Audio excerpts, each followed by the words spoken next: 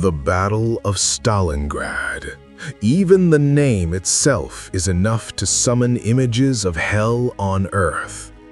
Between 1942 and 1943, the city bearing the name of the Soviet leader became the stage for the most brutal, most colossal, and most lethal battle in human history. More than 2 million lives were lost among frozen ruins. What was once a city became a slaughterhouse of concrete, steel, and ice, where two totalitarian empires collided with absolute hatred. For the soldiers of Germany's Sixth Army, sent by Hitler to seize the city, Stalingrad quickly transformed from a strategic objective into a massive frozen grave. They were trapped by the legendary Russian winter, trapped by the relentless encirclement of the Red Army, trapped in conditions no human mind was meant to endure. Hunger, frostbite, the endless scream of artillery. This was the soundtrack of daily life. And it was in this environment, where logic collapsed and hope had long since died, that strange stories began to spread among the exhausted soldiers. Stories that made no sense, stories that should not exist, and yet they were clutched tightly like a final talisman. Among all the rumors whispered in the ruins, one legend refused to fade. The White Woman, the figure later known as the Angel of Stalingrad.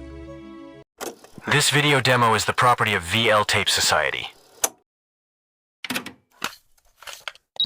Imagine a damp underground cellar beneath the shattered remains of a factory. The air is thick with the stench of blood, gangrene, smoke, and faint disinfectant. This is a lazaret, a makeshift field hospital. Hundreds of severely wounded soldiers lie on broken stretchers, filthy straw, or directly on frozen concrete floors. Surgeons work without rest, often without anesthesia. Death is not an occasional visitor here. It is permanent. It waits patiently between beds. It is here that the apparition was first reported. Private Klaus Weber, a 20-year-old machine gunner from Bavaria, was among the first to hear the rumors. At the time, Klaus was still healthy. He was assigned to guard the perimeter near one of these lazarets. One night, an older soldier, his arm freshly amputated, grabbed Klaus by the sleeve. The man's face was pale, his eyes were wet with tears. "I saw her," the old soldier whispered. "She's here." Klaus frowned. "Who are you talking about?" "The nurse," the man replied. "She didn't speak. She just stood there, changing my bandages. Her face was so calm." The old soldier swallowed hard. "I've never felt peace like that before." Klaus dismissed it immediately. Fever, shock, morphine, the ramblings of a man too close to death. But then Klaus heard it again and again, always the same details. The soldiers described a young woman dressed as a nurse, a clean white uniform, an impossibility in the mud and blood of Stalingrad. She appeared beside soldiers who were moments from death. She never spoke. She would straighten their blankets, wipe their foreheads, or gently hold their hands. According to those who saw her, her presence erased pain and fear completely, replacing it with an overwhelming calm. Then, just as suddenly, she vanished. No one ever saw her enter. No one ever saw her leave. She left no footprints on dusty floors. She appeared from thin air and returned to it. To rational soldiers like Klaus, the explanation was obvious. mass hallucination, extreme trauma, starvation, morphine abuse. How could a woman, especially one in a spotless white uniform, exist in this hell? Every Soviet woman they encountered fought like a partisan, but this figure, she did not fight. She comforted. Yet the legend refused to die. Even skeptical doctors and medics began noticing something unsettling. They would leave a dying soldier expecting screams and agony. When they returned minutes later, the soldier would already be dead, but with a strangely peaceful expression on his face, as if he had not died in suffering. One night, curiosity overcame Klaus. He cautiously peered into one of the lazarets rumored to be haunted. Through a broken doorway, he observed the grim scene. Then he saw her. In the darkest corner of the room, beside a young soldier whose chest was soaked in blood, stood a woman, exactly as described. Pale blonde hair, a white nurse's uniform that should not exist. She did nothing. She simply stood there. One hand rested gently on the dying soldier's shoulder. Her face was expressionless, yet radiated a disturbing sense of calm. Klaus blinked. When he opened his eyes again, she was gone. The young soldier was no longer breathing. Klaus felt the hair on the back of his neck rise. That was not a hallucination. He was certain of it. From that moment on, Klaus's fear of battle shifted. Bullets and shells felt less terrifying than the mystery lurking in the shadows of the dead city. And fate, as always, had a cruel sense of irony. Several weeks later, during a brutal Soviet counterattack, Klaus's machine gun position was struck by a mortar. The last thing he remembered was a deafening explosion and a burning pain tearing through his body. He woke up in hell. He was lying on the floor of the same lazaret he had once watched from outside. Shrapnel had ripped open his abdomen and legs. He could feel his life draining away. The pain was so intense that he wished for death. And in the fog of agony, he prayed, not to God, but to the name that had haunted him. "White woman, please help me." Klaus felt himself drifting. The sounds of battle faded into a distant echo. Artillery, screams, orders shouted in panic. All of it dissolved into silence. The ceiling above him blurred, blackened by smoke and soot. His body was cold. Not the sharp cold of winter, but a deeper cold. The kind that creeps in when the body is giving up. Each breath became harder than the last. Klaus knew this feeling. He had seen it in the eyes of dying men. This was the end. And then, someone touched his hand. The pressure was light, gentle, human. Klaus turned his head. Standing beside him was the woman in white. She looked exactly the same, untouched by dirt, untouched by blood, untouched by war. Her presence pushed the pain away like a wave retreating from shore. For the first time since Stalingrad began, Klaus felt warm, safe. She did not speak. She never did. But when she looked at him, Klaus understood something without words.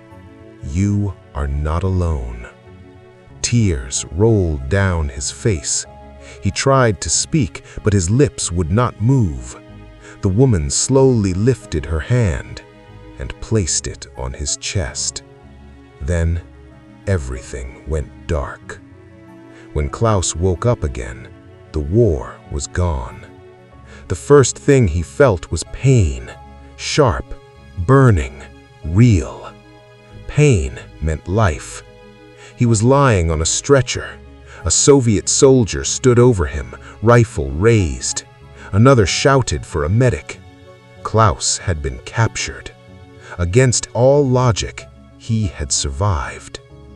Doctors later said it made no sense. His wounds were catastrophic. Men with lesser injuries had died within minutes. Yet Klaus lived. Weeks later, as a prisoner of war, Klaus learned the truth.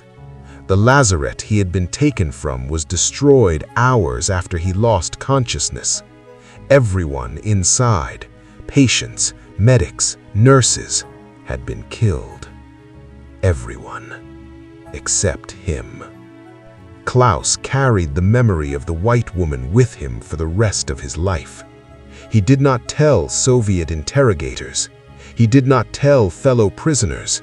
He feared speaking her name might summon her again. And deep inside, he feared what that might mean. After the war, Klaus returned to Germany. Like many veterans, he tried to build a normal life. He married, he worked, he smiled when expected. But Stalingrad never truly released him. The dreams came often. Frozen ruins, crumbling walls, and always the woman in white. Not frightening, not threatening, just watching. Years later, in the 1960s, Klaus traveled east, not as a soldier, but as a man searching for answers. Stalingrad, now renamed Volgograd, had been rebuilt. The ruins were gone. The city looked alive again, but Klaus felt the weight of ghosts beneath every step. One afternoon, he entered a small Russian Orthodox church near the outskirts of the city. The building had survived the war, barely. Inside, the walls were covered in faded murals and icons. Klaus walked slowly, letting his fingers trace the chipped paint. Then he stopped. On the far wall was a mural of an angel, a female angel, with pale blonde hair, wearing white robes. Her hand rested gently on the chest of a wounded soldier. Klaus's knees gave out. He collapsed onto the floor. This was her, not similar, not symbolic. Her. The priest approached him quietly. Klaus asked through broken Russian who the angel was. The priest answered calmly. "She is known here as the Angel of Mercy," he said. "She appears in times of great suffering." Klaus swallowed. "Does she take people?" he asked. The priest shook his head. "No," he replied. "She does not take. She accompanies." Klaus left the church with no further questions. He finally understood. The Angel of Stalingrad was never a harbinger of death. She was a witness, a presence for those who died alone, forgotten and terrified. A reminder that even in the deepest human-made hell, something remained. Not all soldiers who saw her survived.